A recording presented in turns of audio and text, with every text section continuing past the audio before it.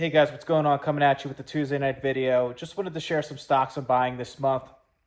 So I'm going to share my top three favorite stocks that I'm going to be focusing all month.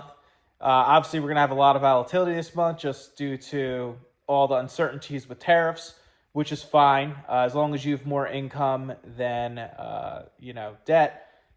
You can take advantage of the deals. So I've been doing that for the past 6 weeks, basically. S&P has been red 5 of the past 6 weeks. We ended Q1 down, lowest level since basically September, I think the Q3 of 2022. So if you were investing at that time, that September, October, and early November was the bottom of most of the stocks.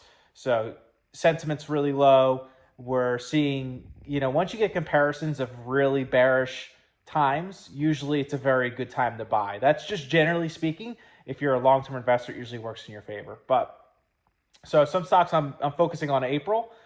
Obviously, Amazon. Amazon's one of my core positions. I've been talking about it for days/weeks at this point. It's such a great company. It's got so many verticals, so much cash, great CEO, great business model. We're going to see double-digit growth for the next couple decades, in my opinion. I do think Amazon is going to bounce back to all-time high sometime this year. So if that happens, you're getting a compound annual growth rate. Buying right now, you're getting 20, 25% year to date, already a quarter in. So that's my opinion. So that's probably my number one stock I'm focusing on. It is already fully built for me at this point, but I will continue to take advantage of a 20% or 25% off high pullback. So that's probably my favorite one. If you don't own that, definitely look into it. If it's not a core position, it's a great one if you're a long-term investor. Number two would probably, I'd have to say, I really, really, really like Nike for the long term. It's at 5 to 7 year lows at this point. We're pre-pandemic levels. It's set up real well. I understand why it's down. The consumer, people are scared about the consumer folding. People are scared about unemployment. People are also scared about, Hoka and all these other newer brands taking market share from them. Obviously, tariffs. There's a lot of fear right now, but 9 times out of 10, when there's all this fear, usually it's not as bad as expected. So Nike's definitely my number 2 right now. Great buying opportunity. My position's already fully built out. So that's got to be my second favorite. Obviously, third is AMD. I've been talking about this one for a while too. AMD is, in my opinion, is going to have better growth rates than NVIDIA. It's set up real well. They're going to start having a re-acceleration in growth. They're catching up to NVIDIA. They're not going to be, obviously NVIDIA, nor do I expect them to beat NVIDIA.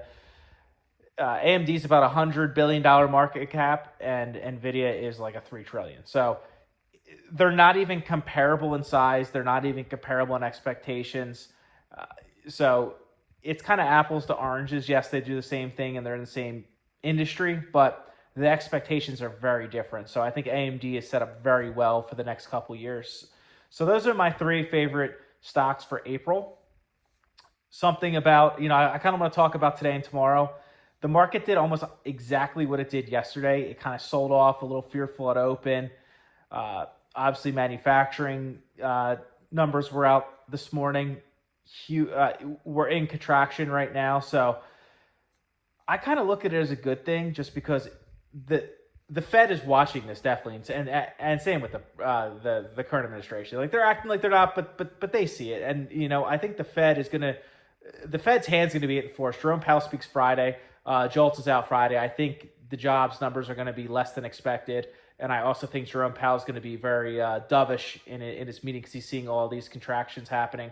Obviously, he's going to say his normal thing, but I think the market's going to like Friday, if that makes any sense.